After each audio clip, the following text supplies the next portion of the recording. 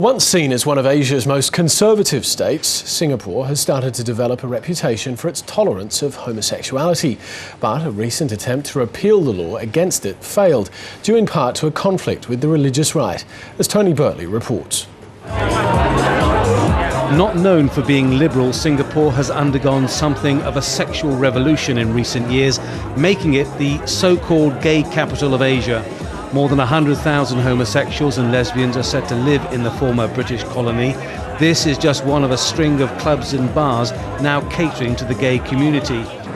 But despite how modern and progressive Singapore may appear to the outside world, homosexuality is still illegal here. It is on the statute books as Section 377A of the Penal Code.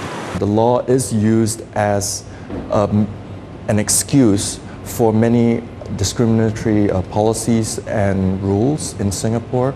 It is used to discriminate against homosexuals.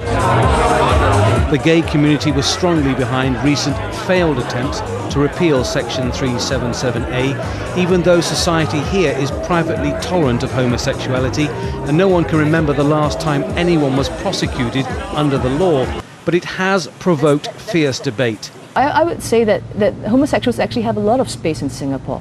But what they tried to do was they tried to cross the line from toleration, which means I really disagree with you, but live and let it, and I can live with that, to celebration, when they're saying endorse me, say that heterosexuality and homosexuality are morally equivalent. And ultimately the government didn't endorse the gay community, but the debate is still raging on, with accusations flying around that a so-called anti-gay movement is being led by a religious right, similar to that in the United States. The values that some of the fundamentalists are trying to promote are certainly those of, I would even call it hate, bigotry. And I don't think those are the values that we want to have in Singapore.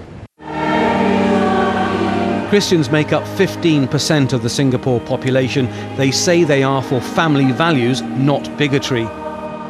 I know as a fact that people can change. I know there's a hope, and I want to preserve an environment where if the people who identify themselves as homosexuals, if they want to change, they can get the help. Within Chinese families in particular, homosexuality is an extremely contentious issue.